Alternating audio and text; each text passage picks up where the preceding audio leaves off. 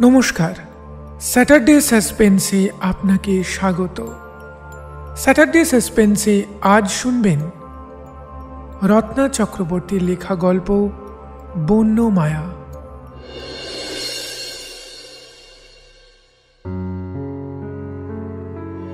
বিবাহের পর রাহুল আর আগের মতো ছিল না, অথচ তার সব ছিল।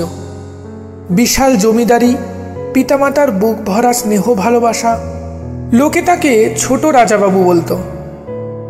সে রূপবান, শিক্ষিত এবং একজন চিত্রশিল্পী। ছবি আঁকা তার নেশা, আর এই নেশার টানেই সে একদিন দেখেছিল মায়াকে, এক অলৌকিক সৌন্দর্যের অধিকারিণী।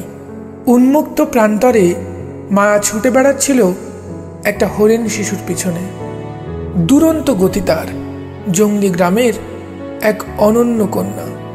সোনালি গায়ের রং, সরু কোমর, অসম্ভব দেহ বল্লরী, চোখ দুটো অদ্ভুত পিঙ্গল বর্ণ, কিন্তু তাতেই বোধ হয় তাকে অদ্ভুত আকর্ষণীয় লাগে।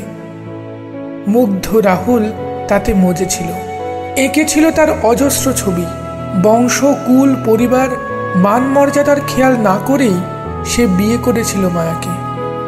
বাপ মায়ের আদরের ধন, বিবাহের 16 বছর পর জন্মানো একমাত্র বংশধর রাহুলের ইচ্ছা আকাঙ্ক্ষাকে বাধা দিতে পারেনি প্রৌঢ় জমিদার দম্পতি।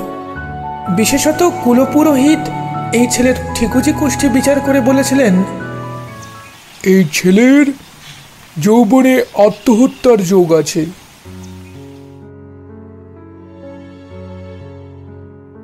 প্রায় অজ্ঞাত কুলশীল এক বেদের পালিতা কন্যাকেই মেনে নিয়েছিলেন বধূ হিসাবে।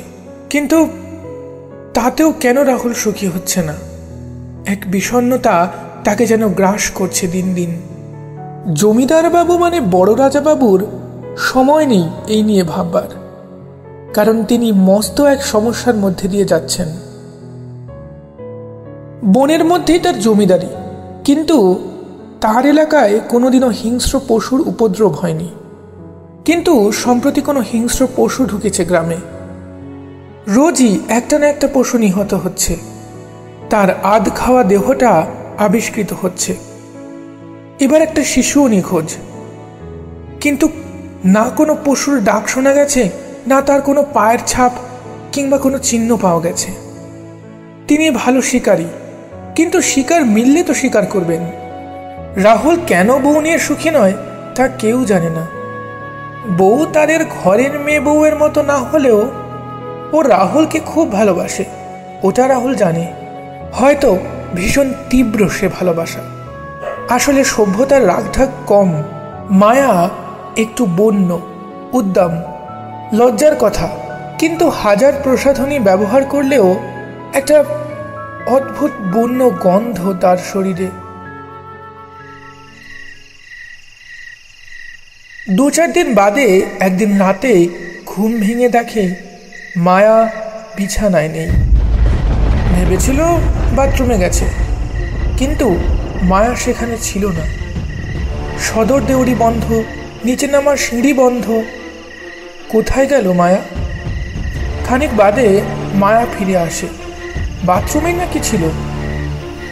প্রথম দিন কিছু ভাবেনি রাহুল, কিন্তু 2-1 দিন ছাড়া ছাড়াই একই ঘটনা ঘটতে লাগলো। যতই বলুক বউ ছাদে ছিল, ওদিকের বারান্দায় ছিল, ঘুম আসছে না বলে, কিন্তু রাহুল জানে সেটা মিথ্যে। কারণ সে নিজে ছাদে গিয়ে দেখেছে মায়া নেই। বাথরুমের দরজায় কান পেতে দেখেছে। ওই দীর্ঘ সময় ভিতরে কোনো শব্দ নেই, শুধু মস্ত জানলা খোলা বন্ধের শব্দ শুনেছে। একটা অজানা ভয়, অশান্তি ঘিরে ধরেছে। কোথায় যায়? কি করে অদৃশ্য হয় মায়া? আর কেনই বা মায়ার ঘুমও খুব কম, আর খাওয়াও খুব কম, আর খিদেও খুব কম। এত কম খাওয়া কি করে যে হয় তা রাহুল ভেবে পায় না। তাছাড়া রোজ জেগে থাকার আপ্রাণ চেষ্টা করে কিভাবে রাহুল যে ঘুমিয়ে যায়, এটাও একটা অদ্ভুত সন্দেহের কাঁটা বিঁধছিল তার মনে। খুব সতর্ক রইল। রোজ রাতে মায়া যে শরবত আনে সেটা কায়দা করে লুকিয়ে ফেলে দিল, আর তাতেই অদ্ভুত ভয়ানক সত্যিটা জানতে পারল। মাথা ঢেকে শুয়েছিল রাহুল। মাঝরাতে মায়া উঠল, বিছানা থেকে নামল, পা টিপে টিপে বেরিয়ে গেল বাইরে, বারান্দায় এলো। তারপর চোখের নিমেষে সেখান থেকে লাফ দিয়ে নামলো নিচে। হতবাক রাহুল পাথর হয়ে গেল।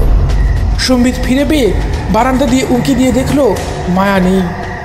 চাঁদের আলোয় দেখলো একটু দূরে গোয়ালের দিকে এগিয়ে যাচ্ছে একটা চিতা। মাত্র 4 মাসের বিবাহিত জীবন নিজে হাতেই শেষ করে দেবে আজ রাহুল। মায়াকে সে নিজে হাতে সাজিয়েছে, নিজে সেজেছে বর বেশে। শুধু চোখ দুটো তার কেঁদে কেঁদে লাল, তার বাবা মার জন্য। তারা তাকে ছাড়া আর কতদিন বাঁচবে? কিন্তু নিষ্ঠুর সত্যিটা তাদেরকে জানানো যাবে না।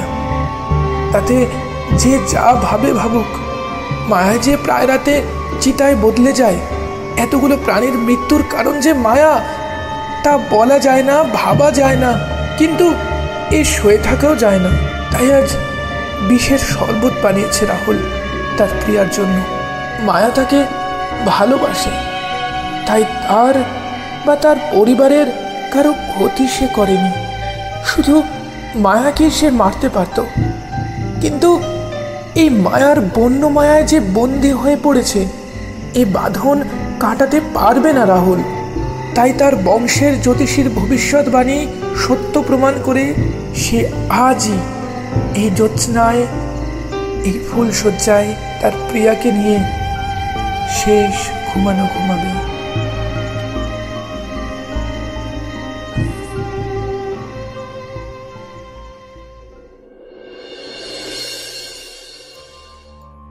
শুনলেন স্যাটারডে সাসপেন্সের আজকের গল্প বন্য মায়া।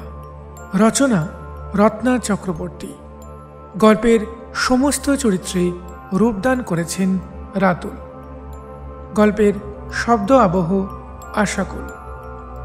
স্যাটারডে সাসপেন্সের পক্ষ থেকে আন্তরিক ধন্যবাদ জানাই রত্না চক্রবর্তী এবং আশাকুলকে এই উদ্যোগে পাশে থাকার জন্য। স্যাটারডে সাসপেন্স প্রতি শনিবার ঠিক রাত 10টায়।